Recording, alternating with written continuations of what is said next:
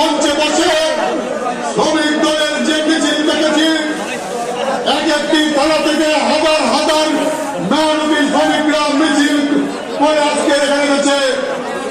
যারা ডিসেম্বরের নির্বাচন নিয়ে পাল্টানা করতে চান, তাদের জন্য আজকে শ্রমিকদের হাতে লাল পতাকা। শ্রমিকরা লাল পতাকা নিয়েছে। 1 তারিখে 1 ঘন্টা শ্রমিক সময়ের দাবিতে তারা জীবন দিয়েছিল। আর আমরা বাংলাদেশে 17 বছর ভোটের অধিকারের জন্য জীবন দিয়েছি। বহুত সহকর্মী রাস্তাতে নিয়েছি আপনাদের এইসব ষড়যন্ত্র দেখবার জন্য। বাংলাদেশের মানুষ ভোট দিয়ে তাদের অধিকার রক্ষা করবে, ভোটের মাধ্যমে তাদের নেতা নির্বাচন করবে।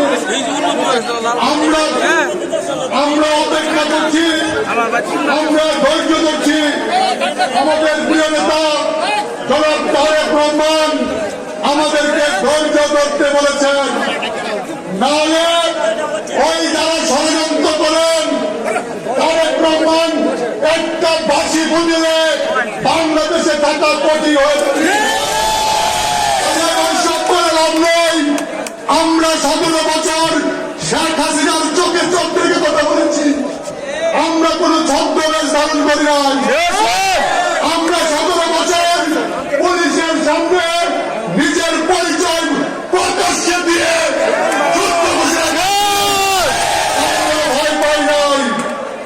আমরা শহীদ জিয়া বেগম খালেদার সৈনিক তারেক রহমান আমাদের নেতা যেদিন বলবে নির্বাচনের দাবিতে মাঠে নেমে যাও, সেদিন কিন্তু আপনাদের গতি লড়ে যাবে। আমরা আপনাদের সহযোগিতা করেছি, আপনারা আমাদের আন্দোলনের সরকার, আমরা আপনাদের সহযোগিতা করতে চাই। তবে কোন নির্বাচন নিয়ে কোন টাল বাহানা এটি সহ্য করা হবে না। মিটিংয়ে আমরা মনে করি এই শ্রমিকরা অধিকারের জন্যই জীবন দিয়েছে। আগামী দিনে জনাব তারেক রহমানের নেতৃত্বে এই শ্রমিকরা হাসি মুখে বাংলাদেশে বসবাস